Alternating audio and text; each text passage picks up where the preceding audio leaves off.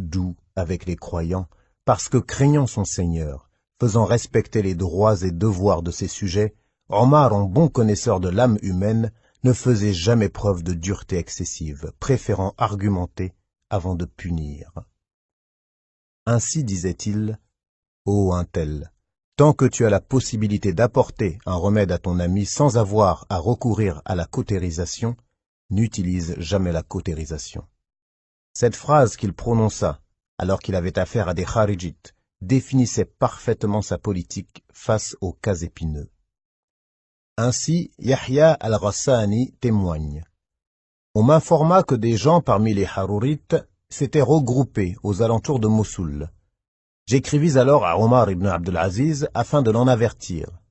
Il me répondit par écrit « Envoie-moi parmi eux tous ceux qui sont aptes à débattre. En outre, prends l'un d'entre eux comme captif et donne-leur l'un de nos hommes en otage. Permets-leur d'utiliser nos montures. » Je m'exécutai. Lorsqu'ils se présentèrent à lui, il ne leur laissa avancer aucun argument sans le démolir. Ils dirent alors « Nous ne te répondrons pas tant que tu ne considéreras pas mécréants les gens de ta famille, que tu ne les maudiras pas et que tu ne te désavoueras pas d'eux. » Omar leur répondit « Allah Azza wa Jal ne m'a pas établi à ma place afin que je maudisse les gens. Cependant, si vous me prêtez oreille, alors je vous ramènerai, vous et vos semblables, sur une voie claire. » Ils refusèrent. Il leur lança alors « Vous n'acceptez dans votre religion que la vérité. Depuis combien de temps adorez-vous Allah Azza wa Jal à travers cette religion ?» Ils répondirent « Depuis tant et tant d'années. » Il reprit son argumentation. « Avez-vous maudit un jour Pharaon et vous en êtes-vous désavoué ?» Ils répondirent que non. Il enchaîna. « Comment avez-vous pu négliger cela? Dès lors, ne puis-je pas, moi, laisser les gens de ma famille, alors qu'il y a parmi eux des bienfaisants et des malfaisants, certains qui ont raison et d'autres qui ont tort ?» Ils acquiescèrent. « Nous avons compris ton message. » Omar m'écrivit alors « Rends-leur leur otage et récupère le nôtre. Si tu vois qu'ils vont et viennent dans le pays sans causer de tort aux gens du livre et à ceux de notre communauté, laisse-les aller et venir comme bon leur semble. En revanche, s'ils s'en prennent à un musulman ou à une personne parmi les gens du livre, juge-les alors selon les lois d'Allah. » Par ailleurs, sa crainte d'Allah Azza wa Jal dans la gestion de l'argent public était édifiante. Digne d'un véritable croyant conscient de la réalité du jour des comptes, une honnêteté, une force d'âme à faire couler des larmes. Ainsi, Abdullah ibn Dinar rapporte que Omar ibn Abdelaziz, jusqu'à sa mort, n'a jamais pris ne serait-ce qu'un sou de l'argent public, même pas en guise de salaire. Du reste, voici pour illustrer nos propos, une anecdote qui montre le degré de scrupule que ce gouverneur hors du commun avait atteint. Il aimait de temps à autre manger du miel, accompagné d'un morceau de pain. Un jour, il réclama du miel à sa famille, mais on ne put lui en donner. Plus tard, ils lui ramenèrent un miel qu'il apprécia fortement. Il leur demanda « D'où vient-il » Son épouse lui répondit « J'ai envoyé mon servant l'acheter avec 2 dinars sur la mule qui sert à transporter le courrier. » Il s'écria « Par Allah, comment as-tu pu me donner cela ?» Elle lui amena alors le pot de miel qu'il vendit un peu plus cher, puis il versa la somme au trésor public. Il lança « Tu as utilisé les montures des musulmans juste pour assouvir une passion de Omar? Sache que s'il avait été profitable aux musulmans que je vomisse ce miel, je l'aurais fait. » On sortit du musc du trésor public et on le plaça devant lui. Aussitôt, il se boucha le nez de peur d'humer son odeur. Un de ses proches lui fit cette remarque « Ô commandeur des croyants, en quoi cela te dérange-t-il de sentir son parfum ?» Il rétorqua « N'est-ce pas uniquement de son odeur que l'on tire profit ?» De même, il dit un jour à son épouse Fatima bint Abdel-Malik, qui possédait des bijoux sans pareil offerts par son père l'ancien calife, « Fais un choix. Soit tu rends ces bijoux au trésor public, soit tu me permets de me séparer de toi. En effet, une telle situation m'est insupportable. » Elle répondit, « C'est toi que je choisis, ô commandeur des croyants, et non ces bijoux. » et même si j'en avais plus encore, je te préférerais à eux. » Il ordonna alors que les bijoux soient déposés au trésor public. À sa mort, quand Yazid lui succéda au pouvoir, il dit à Fatima, « Si tu le souhaites, je te les rends. » Mais elle déclina son offre en ces termes. « Je ne le souhaite pas. Je m'en suis séparé de bon gré du vivant de Omar, ce n'est pas pour les récupérer après sa mort. Non, par Allah, jamais de la vie. » Le nouveau calife les partagea alors entre ses enfants et d'autres membres de sa famille. Et que dire de son ascétisme, lui qui d'un simple geste du doigt aurait pu goûter 1 millier de délices. Ainsi, Malik ibn Dinar rapporte que Omar ibn Abdelaziz a dit « Je n'ai rien délaissé de ce bas monde sans que mon renoncement me procure au fond de mon cœur un sentiment meilleur que ce que j'avais délaissé, et sans qu'Allah Azza wa Jal ne m'accorde dans ma religion ce qui est meilleur encore. » L'un de ses servants témoigne. J'entrai chez la femme de mon maître qui me servit des lentilles en guise de repas. Je lui lançai alors « Tous les jours des lentilles ?» Elle me répondit « Ô mon enfant, c'est la nourriture de ton maître, le commandeur des croyants. » Yunus ibn Abi Shubayb a dit « J'ai vu Omar ibn Abdelaziz accomplir le tawaf autour de la Kaaba. La ceinture de son pagne était cachée par le pli de son ventre bedonnant. Puis je l'ai revu après qu'on l'eût nommé calife. Si j'avais voulu, j'aurais pu compter ses côtes sans les toucher. » De même, un jour, il demanda à son épouse, « Ô Fatima, aurais-tu un dirham que j'achète du raisin ?» Elle lui répondit, « Non. » Il lui demanda alors, « Aurais-tu alors un 8e de dirham que j'achète du raisin ?»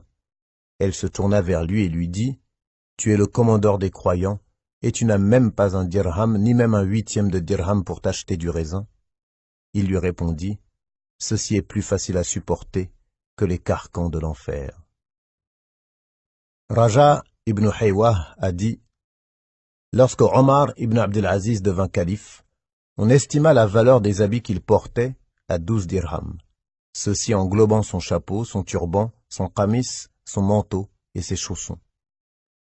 Il portait une bague en argent sur laquelle il avait fait graver cette devise « Tout travail mérite rétribution. » Enfin, l'un de ses gardes nous rapporte cette anecdote. Omar ibn Abdelaziz dirigea la prière du vendredi, après quoi il s'assit. Il portait un qamis rapiécé au niveau des poches. Un homme lui dit, « Ô commandeur des croyants, Allah Azza wa Jal t'a certes octroyé des biens. Tu devrais t'habiller mieux que cela. » Il courba la tête un instant, puis la releva et répondit, « Certes, la meilleure intention est celle que l'on a dans les moments critiques, et le meilleur pardon est celui que l'on accorde alors que l'on a la capacité de se venger. » Ce renoncement au plaisir de la vie d'ici-bas et cette morale de fer se nourrissaient de sa crainte d'Allah Azza wa Jal, de cette certitude qu'un jour il serait interrogé et devrait rendre des comptes à son Seigneur. Ainsi Al-Hassan ibn al-Hussein rapporte avoir vu Omar ibn Abdelaziz pleurer jusqu'à verser des larmes de sang. Yazid ibn Jawshab, quant à lui, a dit « Je n'ai jamais vu personne ayant aussi peur qu'Al-Hassan al-Basri et Omar ibn Abdelaziz. On aurait dit que l'enfer n'avait été créé que pour eux deux. » De même, l'un de ses servants nous rapporte cet épisode. « Une nuit, il se réveilla en pleurs. Il ne cessa de sangloter jusqu'à ce que je me réveille. Je passai la nuit à proximité et ses nombreux pleurs ne me laissèrent pas dormir. Au matin, il m'appela et me dit, « Ô mon enfant, ce n'est pas tout que l'on t'écoute et que l'on t'obéisse. Le bien est de se rappeler de son Seigneur et de lui obéir. Ô mon enfant, ne permets à personne aujourd'hui d'entrer auprès de moi jusqu'à ce que le jour se lève totalement, car j'ai peur de ne pas saisir ce que les gens me diront, mais aussi qu'ils ne me comprennent pas. » Je lui dis alors, « Toi pour qui je sacrifierai mon père, ô commandeur des croyants, je t'ai entendu sangloter cette nuit comme jamais auparavant. » Il se mit alors à pleurer, puis me dit, « Ô mon enfant, par Allah, je me suis souvenu de la comparution devant Allah Azza wa Jal. » Puis il s'évanouit et ne se réveilla qu'une fois le soleil haut dans le ciel. Après cela, je ne l'ai plus jamais vu sourire jusqu'à sa mort. Enfin, son épouse rapporte ce témoignage poignant. Omar se consacrait aux gens corps et âme. Toute sa journée était dévouée à leur service. Arrivé en fin d'après-midi, s'il restait encore des choses à régler, il donnait de sa personne jusqu'au soir, jusqu'à terminer entièrement sa tâche. Alors, il demandait qu'on lui apporte la lampe avec laquelle il avait l'habitude de s'éclairer et qu'il avait achetée de ses propres deniers. Là, il accomplissait 2 unités de prière. Ensuite, il s'asseyait en s'adossant au mur et plaçait sa tête entre ses mains. Alors ses larmes coulaient sur ses joues et on l'entendait sangloter. Je me disais, son âme a dû quitter son corps ou son foie s'est fendu. Il restait ainsi jusqu'à l'aube. Puis il jeûnait. Un matin, je m'approchai de lui et lui disais, « Ô commandeur des croyants, ce que tu as enduré hier dans la nuit doit être pesant. » Il me répondit, « Effectivement. Laisse-moi mes affaires, quant à toi, tu as les tiennes. » Je lui dis, « Je veux par là profiter d'une exhortation de ta part. » Il me dit, « Alors, je vais t'informer. » J'ai fait mon introspection et je me suis rendu compte que l'on m'avait confié la charge de cette communauté, le jeune et le vieux, le blanc et le noir. Puis je me suis mis à penser à l'étranger qui se perd, aux pauvres dans le besoin, aux prisonniers dont on ne sait plus rien, et ce, aux 4 coins de la terre. Je sais qu'Allah Azza wa Jal m'interrogera à leur sujet, et que le prophète alayhi salatu wassalam argumentera en leur faveur contre moi.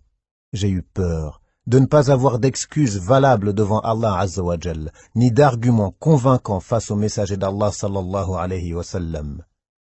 J'ai alors eu peur pour ma personne, ce qui a fait couler les larmes de mes yeux et frémir mon cœur.